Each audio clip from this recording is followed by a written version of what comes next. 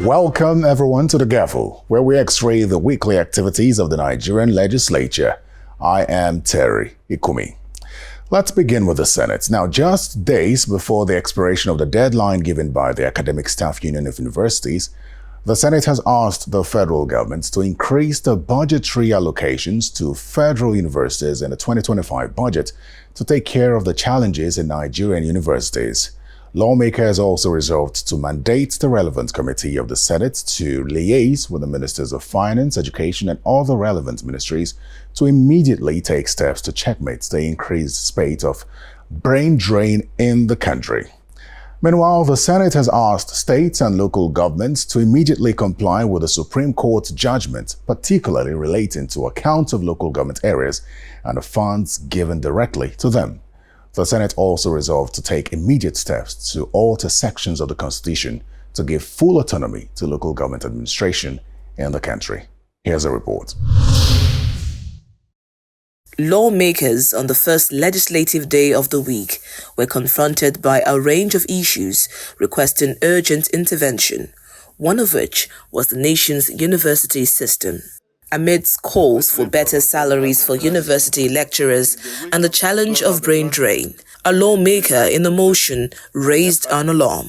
The brain drain has assumed an unprecedented posture in recent times due to the current economic situation of the country. This should be a cause for concern as it threatens the survival of the country's higher education. We are losing the best to the outside space, to the outside world.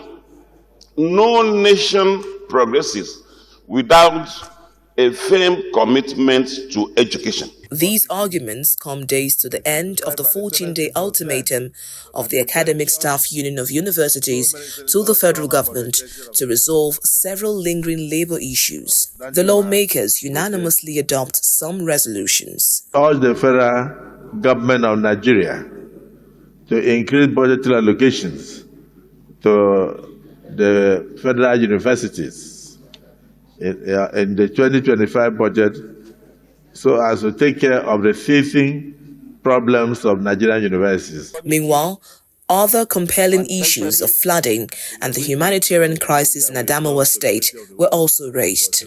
The Senate notes that there was a massive flooding that caused catastrophic destruction in the 5 local governments of Adamawa North Senatorial District, namely Madagali, Maiha, Michika, Mubi North, Mubi South. Further notes that hundreds of houses and farmlands were destroyed and disturbed that this worsens the already difficult economic and security situation affecting the people. We must have been readily available to meet this flood because nothing whatsoever will curtail this flood because it's a scientific reality. What is happening in the western atmosphere is changing. The temperature, the rain is changing. There will be droughts there in the next 2, 3, 4 years, and then there will be a lot of rain. They have prepared over several decades for this flood. We are not prepared. On the second legislative day of the week, lawmakers almost immediately became embroiled in a matter of urgent national importance raised by Senator Tony Moye, who alleged that states are tampering with local government funds through the instrumentality of the state houses of assembly. The Senate is disturbed that few of these state governors or state governments continue to manipulate the state house of assembly to enact laws that violate the financial autonomy of local governments, in direct contravention of our Constitution, as well as Supreme Court decision of 11th July 2025. Senate is worried that these actions by the state governments and House of Assembly, not all, few of them, if unshaked, will, in words of the Supreme Court judgment, suffocate, kill, and lead to local governments in Nigeria going into extinction. The atmosphere became chaotic as arguments and points of orders prevailed. Some lawmakers noted points of ambiguity in the law. It's a decision of the court, and it must be enforced by all persons and authorities in Nigeria. So I believe discussing this issue will amount to overclouding it, or overflowing the issue. So the court has already decided that the money of the local government councils should be released directly to the councils. And for us to start debating it, it's going against the spirit of the Constitution, since there is already a constitutional provision to that effect. This led to a number of senators approaching the president of the Senate in an attempt to straighten the contentious areas. Eventually, the Senate dissolved into an executive session. Those against say nay. The ayes have it. Upon resumption, 2 resolutions were adopted. All states and local governments to fully comply with the recent Supreme Court judgment on the disbursement and utilization of funds accruing to all local governments in Nigeria. Prayer 2, that the Senate ensures alterations to relevant provisions of the Constitution to provide for the full autonomy of the local governments in Nigeria. In another motion, Senator Ireti Kingibe drew attention to the plight of the Nigerian girl child in commemoration of the International Day of the Girl Child. Concerned that gender-based violence, including rape, child trafficking, physical abuse, continues to rise across Nigeria, with numerous incidents reported in all 6 geopolitical zones, often with minimal legal recourse or protection for the victims, leaving girls vulnerable, stigmatized, and unsupported. Also concerned that girl-child marriages remains prevalent across Nigeria, with the northern zones showing alarming statistics. To declare a state of emergency on the protection and welfare of the girl child to address the educational, health, and safety needs of the young girls across the Federal Republic of Nigeria. Now, from the red to the green chamber. Now, the House of Representatives is asking the EFCC and the ICPC to provide comprehensive information on funds recovered from MDAs on COVID-19 intervention. The House is also asking the Office of the Accountant General of the Federation to provide evidence of remittances and mop-ups of unspent funds on COVID-19 intervention from the MDAs themselves. Meanwhile, a bill for an act to amend the Federal Road Safety Commission Act 2007 to make provision for establishment of a Road Safety Special Armed Squad has scaled second reading in the House of Representatives. Also, during the final plenary session of the week in the House decided to commemorate the International Day of the Girl Child as a 16-year-old girl was made speaker for a brief but memorable session. The persistent issue of delayed justice delivery was in focus as Honorable Ganiyu Ayuba craved indulgence of fellow lawmakers to review Nigeria's justice and judicial system in order to restore public trust in the judiciary and address the delay in providing justice.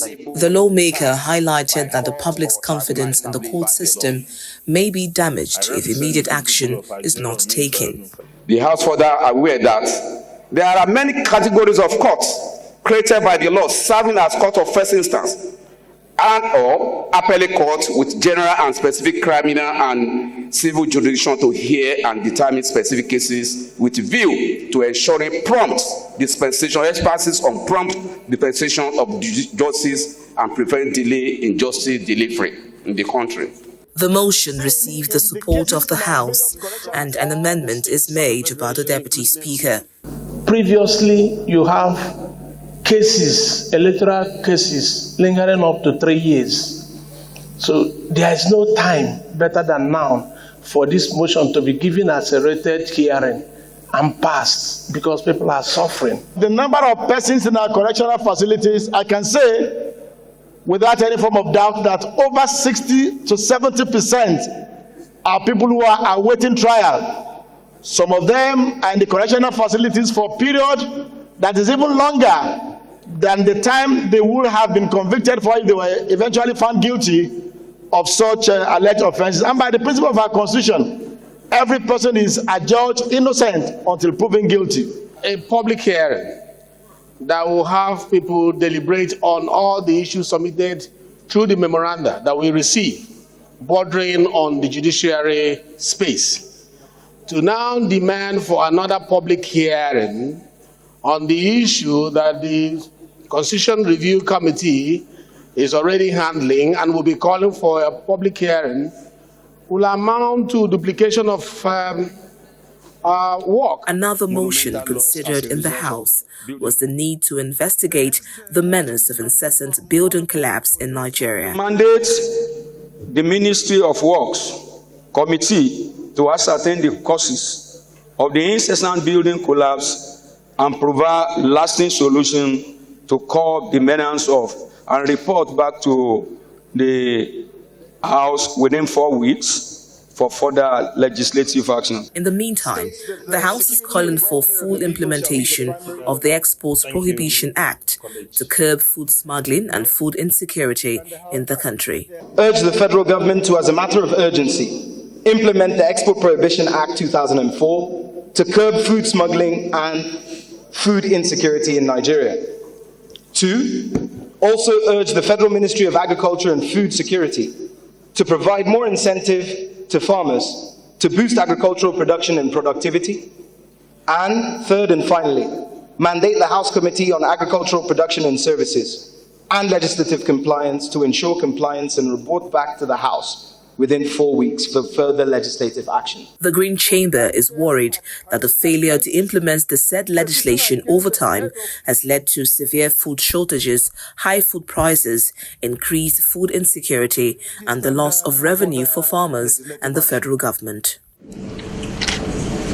For the final plenary session of the week in the House of Representatives, the House receives female students in commemoration of the International Day of the Girl Child.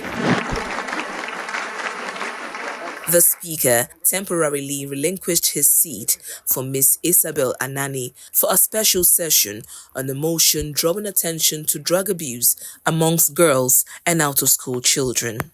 The protection of the girl child is crucial for sustaining the continuity of mankind as they grow into women and mothers who not only shape the future generation but the trajectory of nations. It is now my pleasure to invite the Right Honourable Speaker, His Excellency Honourable Abbas Tajuddin. The motion was adopted and the Speaker returned to his seat for the business of the day, one of which was a bill to establish an armed unit of the Federal Road Safety Corps.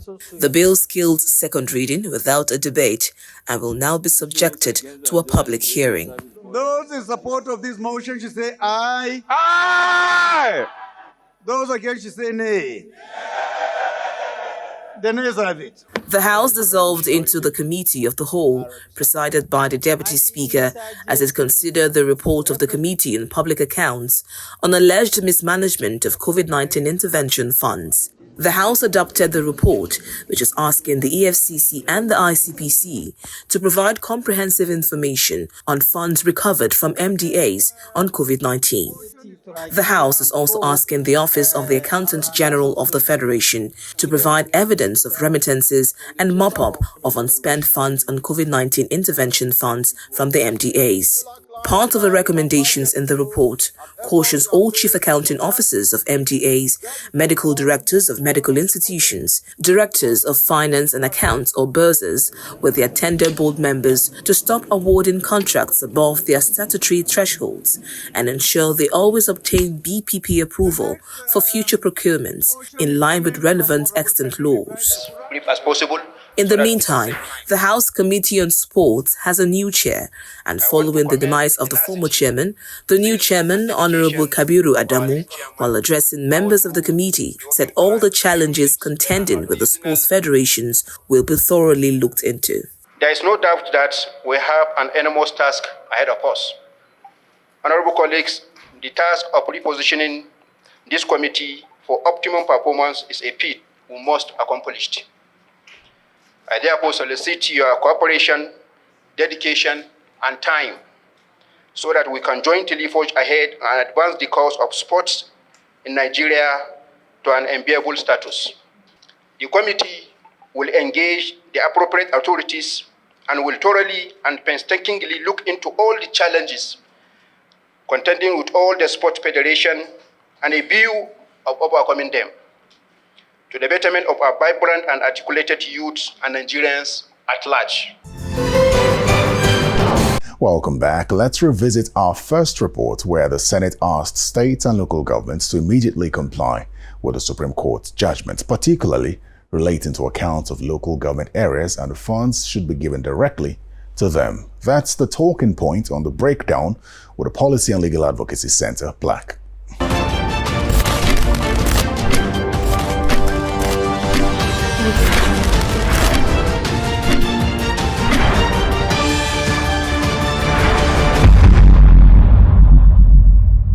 I think the whole issue of local government autonomy is on the front burner of discussion in this country, and we all would like to see local governments function effectively, would like to see local governments become more accountable in the light of the Supreme Court decision, which still has to be supported by constitutional amendment.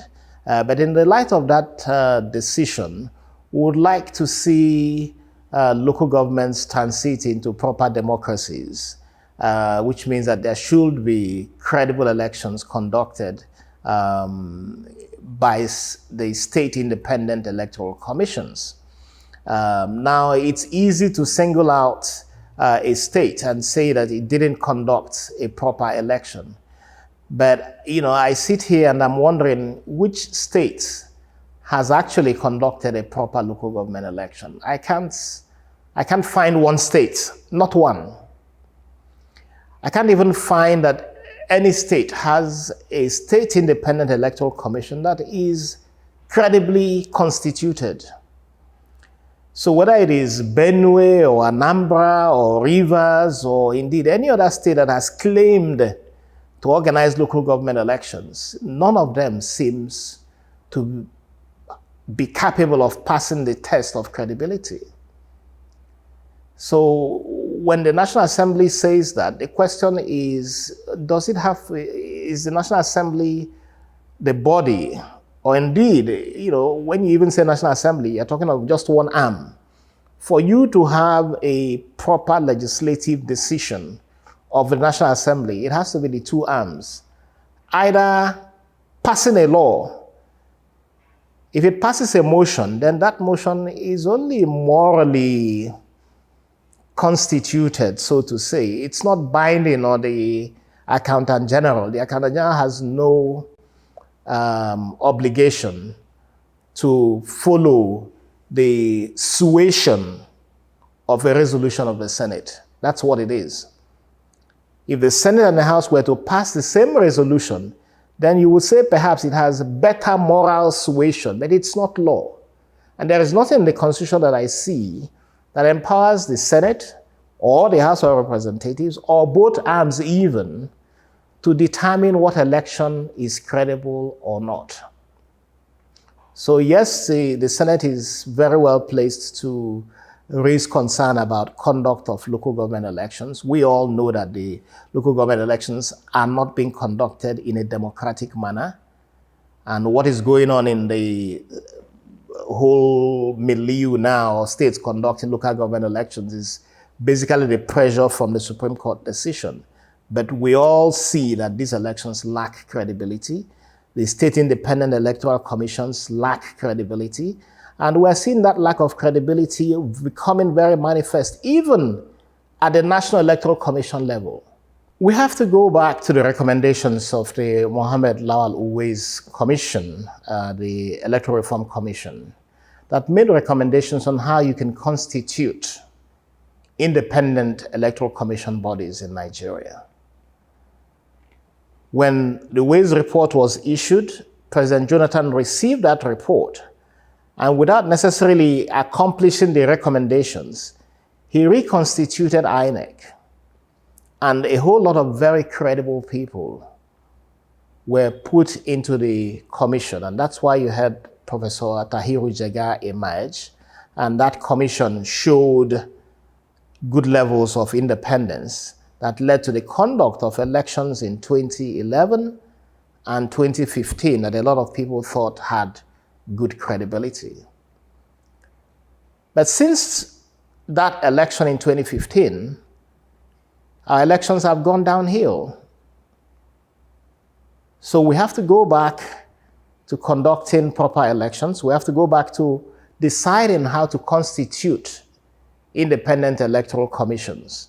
A situation where the cousins, brothers, friends, relations of political office holders are the ones who have been nominated into electoral commissions. A situation where even party card-carrying members are members of INEC is worrying.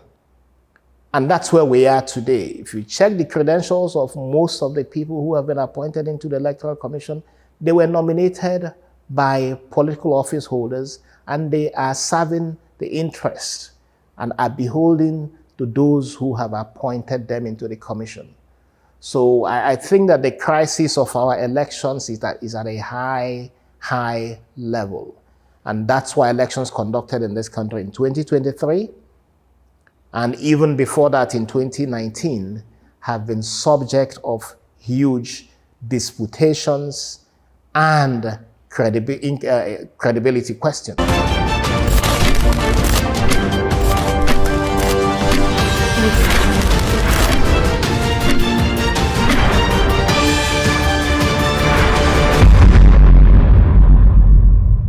And on Constituency Focus this week, Senator Manu Haruna, representing Taraba Central Senatorial District, is on the hot seat to explain his impact as a federal lawmaker on his senatorial district.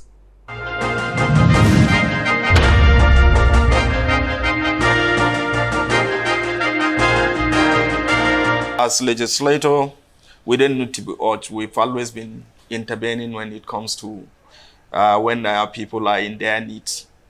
And that period wasn't an exception. So I intervened in my constituency, and so also many senators too. And my constituents are very, very happy with the intervention. During my campaign,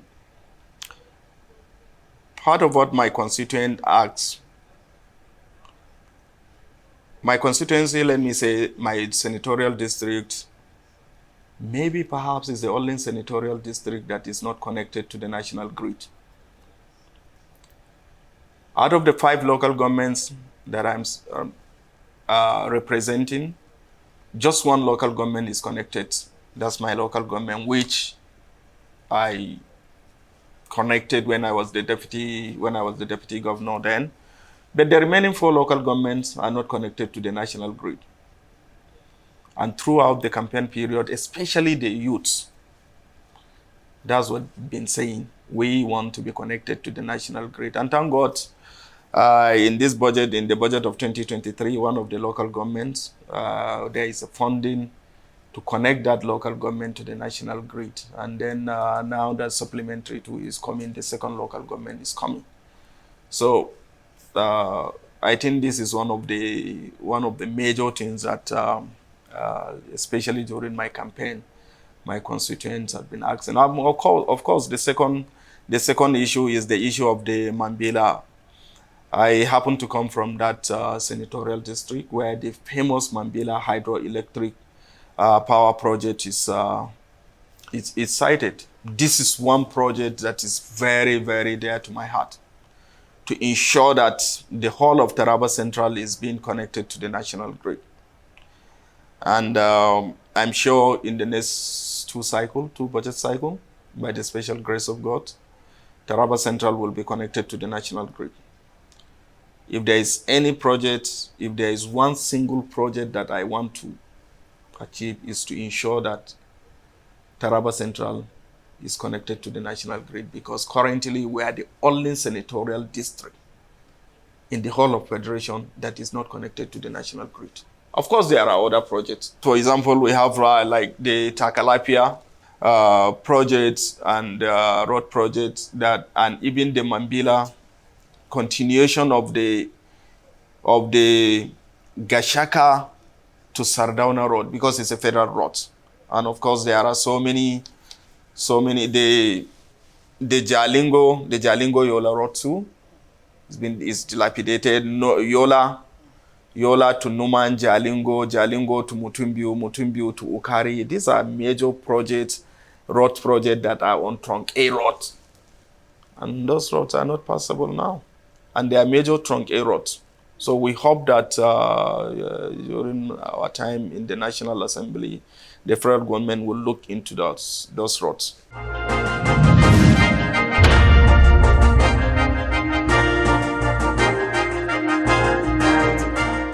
Well, that's all the time we have on The Gavel this week. Thanks for your time. Remember to send feedback to The Gavel at channelstv.com. I'm Terry Ikumi. Goodbye.